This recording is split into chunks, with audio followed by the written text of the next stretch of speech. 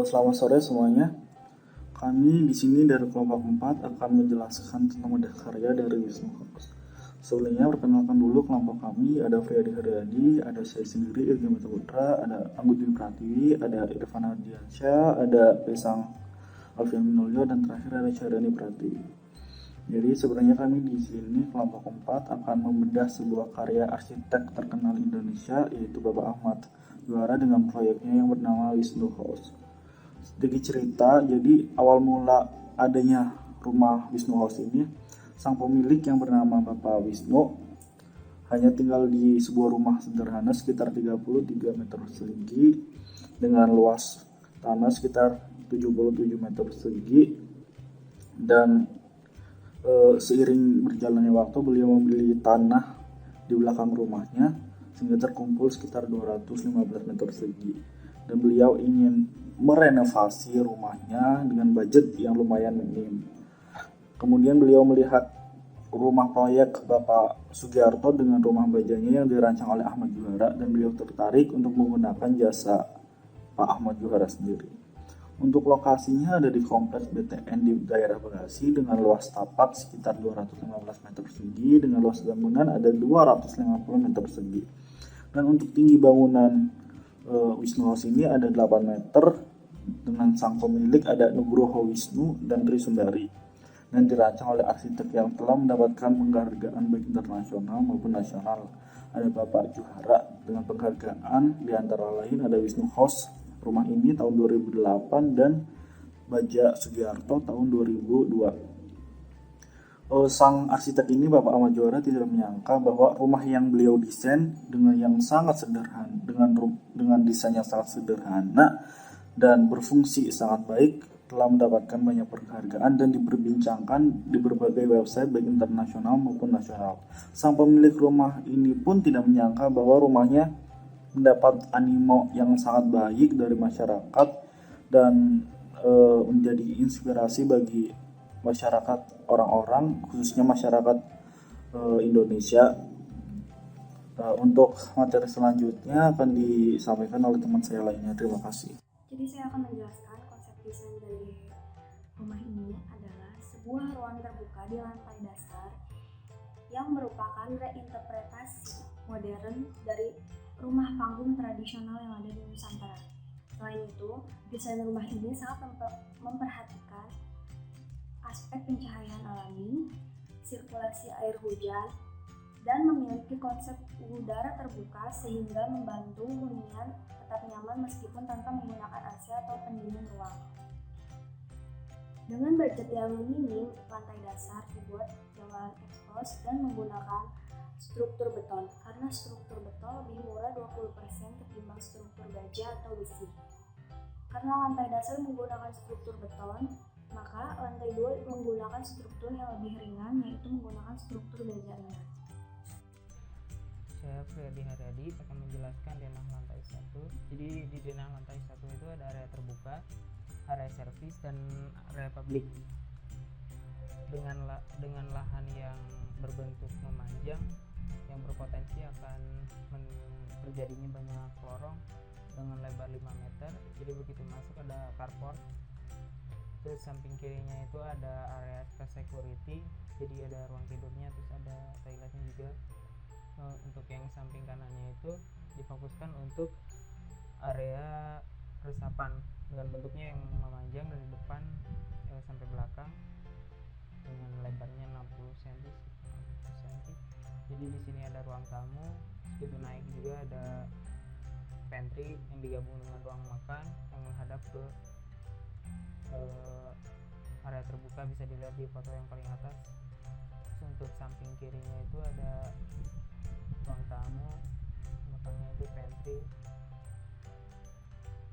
Terus untuk tangga menuju ke atas, ini di samping rem pertama untuk menuju ke lantai 2. Untuk denah lantai 2 ini difokuskan ke area private, jadi ada satu ruang tidur utama yang di dalamnya ada WC, terus 2 ruang tidur anak, ada toiletnya juga di luar untuk umumnya. Jadi terus ada ruang keluarga yang menghadap ke ruang terbuka, bisa dilihat di foto paling atas. Jadi untuk kalau misalkan lihat di lantai 1 ini bisa kelihatan rem, ini akses menuju ke ruang keluarga, jadi aksesnya ada dari luar menuju balkonnya. Terus untuk potongan, karena areanya berkontur, jadi untuk meminimalisir cutting soil, fill soil, jadi ada rem tadi 2 rem, ada lerengnya juga di area terbukanya ini, tapi tidak terlalu curam landai. Terus untuk elevasinya itu dibiarkan sama, jadi dari depan itu elevasi di lantai satunya levelnya nggak ada selisih sama, tapi untuk di lantai 2 itu ada selisih. Jadi ada beberapa area di lantai 2 itu elevasi plafonnya berbeda dengan lantai 2-nya. Mungkin ini di area WC jadi agak pendek.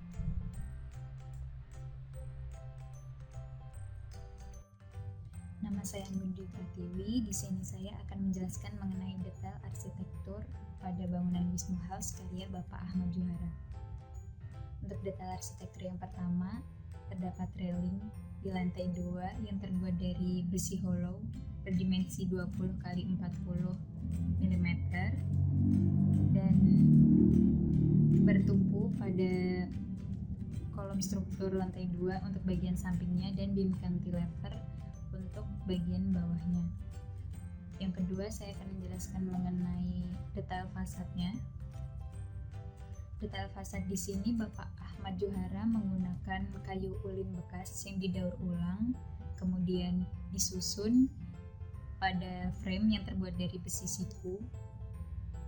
Setelah itu terbentuk 3 pintu, 1 pintu mati dan 2 pintu yang dapat digeser. Terdapat roda di bagian bawahnya dan railing bagian atasnya untuk menahan agar pintu tersebut tidak kolaps. Fungsi kedua pintu ini untuk mengontrol intensitas cahaya masuk ke dalam ruangan. Untuk detail yang selanjutnya, saya akan menjelaskan mengenai pagar depan terbuat dari hollow berdimensi 20 x 40 mm, sama seperti railing lantai 2 tadi. Selanjutnya ada pagar beton yang terdapat lubang yang berfungsi untuk perletakan tong sampah, serta ada bebatuan di bawahnya sebagai peresapan. Assalamualaikum, perkenalkan nama saya Irfan Ardiansah. Di sini saya akan menjelaskan beberapa detail arsitektur yang diantaranya sebagai berikut. Detail yang pertama, meja pantry yang berada di lantai 1. Di meja pantry ini memakai beton tebal 10 cm yang difinish HPL motif kayu dan untuk kolomnya difinish expose. Detail kedua yaitu detail pencahayaan di kitchen dan ruang sekitar kitchen menggunakan lampu TL yang digantung menggunakan rangka CNP dengan dimensi 10 x 5 x 2 cm yang digantung di plat beton. Detail yang ketiga yaitu detail taman belakang. Di taman belakang ini berkontur miring, maka si arsitek menggunakan sistem terasering atau berundak-undak yang di bagian bawahnya menggunakan batu koral atau batu kerikil buat penyaring air atau penyerap air. Untuk detail keempat yaitu detail rem dari taman belakang menuju ke balkon lantai 2 atau ruang keluarga di lantai 2. Di rem ini bagian bawahnya nyambung ke sleeve yang menggunakan baut, di finish dengan las. Rem ini berbahan dasar menggunakan besi yang diameternya kira-kira kurang lebih 5 cm. Untuk sambungan yang di bagian atas atau sambungan yang nyambung ke balkon atau plat lantai 2 relatif sama menggunakan sambungan baut yang di finish dengan las. Demikian yang dapat saya sampaikan, kurang lebihnya mohon maaf. Terima kasih. Halo, saya Gesang Alfamilio. Di sini saya akan menjelaskan tentang kekurangan dan kelebihan dari bedah karya Wisnu House, karya Ahmad Juhara.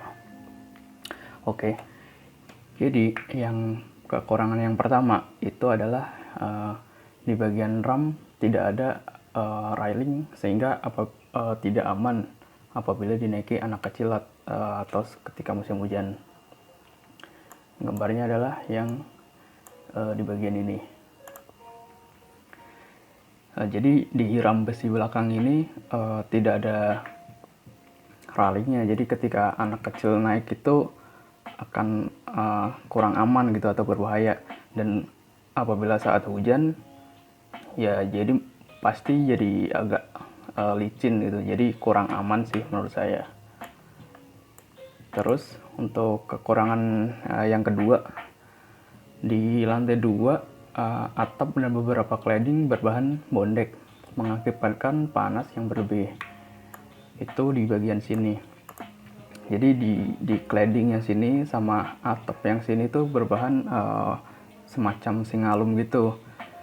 Jadi otomatis suhu ruangan itu menjadi lebih panas gitu, apalagi site-nya itu kan berada di Bekasi yang notabene ada berhawa panas gitu ya, berudara panas gitu. Jadi harus minimal harus pakai kipas angin gitu atau AC. Jadi ya itu merupakan kekurangan dan pemborosan juga sih, termasuk pemborosan gitu. Lanjut, kekurangan yang ketiga adalah akses masuk hanya satu pintu, yaitu dari bagian depan sini. Kalau dilihat di denah lantai 1, akses pintunya hanya satu. Jadi untuk orang, barang, dan lain-lain itu masuknya lewat satu pintu gitu. Jadi kurang enak sih menurut saya gitu. Tapi itu pun juga karena di site itu tidak memungkinkan ada pintu lain, dikarenakan di bagian samping-samping sini dan belakang sini itu udah penuh rumah gitu, perumahan warga. Jadi ya memang tidak bisa memungkinkan untuk ada akses lagi. Jadi mau nggak mau ya di pintu depan, dan itu merupakan ya itu terpaksa, tapi ya kurang enak menurut saya. Lanjut ke kelebihan. Kelebihan yang pertama itu si arsitek dapat memaksimalkan lahan yang sempit menjadi sedemikian rupa. Jadi ini kan lahannya cukup sempit gitu. Jadi si arsitek menata ruangnya itu sedemikian rupa, dari lantai 1 yang dibikin terbuka, terus lantai atas. Nah, penataan itu menurut saya bagus gitu. Kelebihan lanjutnya yaitu masih berhubungan dengan tadi, lantai 1-nya dibuat ruang terbuka sehingga sirkulasi udara dan cahaya masuk itu sangat baik. Nah, itu dapat dilihat di gambar lantai 1. Nah, di lantai 1 nih. Jadi lantai 1 dibuat terbuka, hanya ada cladding kaca gitu. Jadi untuk sirkulasi itu bagus dan udara dan cahaya itu juga masuk dengan bagus gitu. Dapat lihat ini dari tampak dapur belakang. Jadi emang dibuat konsepnya terbuka lantai 1 untuk servis dan untuk semi public. Selanjutnya kelebihannya adalah lantai 2 menggunakan bahan yang relatif ringan, yaitu yang tadi bahan singalum atau bondek itu kan ringan. Mengapa arsitek pakai bahan ringan? Dikarenakan lantai 1 itu memakai struktur beton, dan kalau pakai struktur beton kan mau nggak mau di atasnya sebisa mungkin itu bahan ringan gitu. Nah, makanya si arsitek kan pakai bahan singalum gitu, jadi itu mengurangi beban si struktur lantai 1. Selanjutnya ada fasad lantai 2 itu dibuat semacam pintu geser atau pintu geser untuk aliran udara dan cahaya. Itu dapat dilihat di gambar yang ini nih. Nah, jadi walaupun di atas itu tadi panas ya, tapi si arsitek mengatasinya di depan dikasih semacam kayak pintu geser gini. Nah, itu kan fungsinya untuk aliran udara dan cahaya. Ketika pagi hari itu cahaya pagi kan bagus gitu ya. Jadi pintunya bisa digeser, dibuka gitu. Jadi yang kamar utama mendapatkan aliran udara dan cahaya yang ya bagus. Selanjutnya di bagian samping rumah sengaja diberi jarak 60 cm untuk sirkulasi air hujan. Nah, itu dapat dilihat di gambar yang sini nih. Nah, di kerikil-kerikil itu arsitek emang sengaja nggak membuat dinding rumah ini menyatu dengan dinding rumah sampingnya. Itu alasannya adalah untuk jadi batuan kerikil ini untuk aliran hujan. Saat hujan dari lantai 2 itu turunnya ke sini, dan yang dari belakang pun juga turunnya ke sini semua gitu. Jadi dari sini turun ke sini langsung ke depan sini. Nah, itu ya untuk mengurangi untuk air itu agar resapannya bagus dan tidak menyebabkan banjir. Nah, mungkin untuk kekurangan dan kelebihan dari rumah itu dari kami sih mungkin itu. Nah, nanti mungkin ada beberapa pertanyaan dari teman-teman untuk ya mengenai kekurangan, kelebihan atau apapun itu nanti bisa ditanyakan. Oke. Jadi di sini tadi udah ada beberapa pertanyaan. Nah, dan ya saya akan coba menjawabnya gitu. Nah, pertanyaan yang pertama adalah, apakah arsitek memperhatikan maintenance untuk bangunan ini? Nah, itu pasti ya. Jadi ketika merancang rumah itu pasti ada analisa-analisa gitu. Nah, salah satunya untuk maintenance itu pasti dipikirkan. Nah, untuk Wisnu House ini maintenance itu berkaitan dengan permasalahan di awal tadi, yaitu permasalahan low budget. Jadi si arsitek memakai bahan atau material yang unfinished gitu. Jadi kayak konkrit mentah, beton mentah, dan di atasnya juga pakai singalum gitu.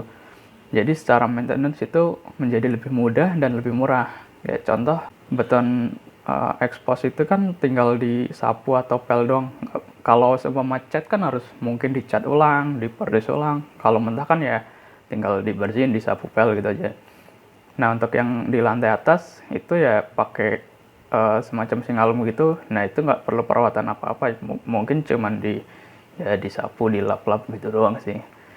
Jadi untuk segi maintenance itu arsitek ya sudah dipikirkan sedemikian rupa. Lanjut ke pertanyaan yang kedua, yaitu solusi kebakaran dan pencegahannya untuk bangunan ini. Nah, setiap bangunan kan pasti memperhatikan solusi bencana gitu ya. Salah satunya kan yaitu solusi kebakaran. Nah, untuk di rumah ini solusi kebakaran itu bisa dilihat dari denah, yaitu dari denah lantai 1 ini. Di lantai 1 memang sengaja dibuat sirkulasinya itu lebar-lebar gitu. Jadi semacam lorong gitu langsung memanjang dan itu lebar. Jadi memudahkan orang untuk ketika terjadi kebakaran, memudahkan si penghuni untuk langsung keluar. Jadi kalau dari lantai 1 mungkin dari dapur atau dari ruang tamu langsung bisa jalan atau lari keluar sini gitu. Nah, kalau dari lantai 2 itu ada 2 akses, yaitu akses tangga yang bagian sini, bagian tengah, sama akses rem bagian belakang. Jadi untuk yang kamar utama di sini bisa langsung turun dari tangga sini menuju ke lantai 1, ya langsung keluar gitu. Kalau yang dari kamar anak atau ruang keluarga mungkin bisa juga dari sini, cuman lebih dekat, turun dari rem ke dapur langsung ke depan. Jadi secara solusi kebakaran ya sudah baik dengan dibuktikan dengan sirkulasi dari denah lantai 1 maupun lantai 2. Nah, mungkin tadi itu pertanyaan baru ada itu. Mungkin nanti ada pertanyaan tambahan mengenai ya kekurangan, kelebihan atau apapun itu nanti akan kita jawab gitu. Nah, sekian dari saya.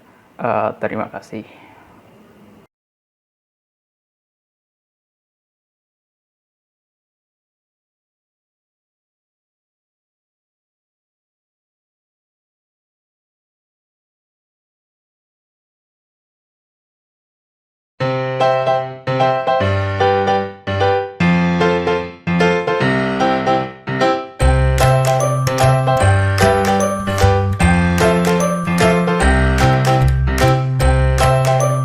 Gantengnya saya ganteng guys, ganteng, jangan lupa subrek.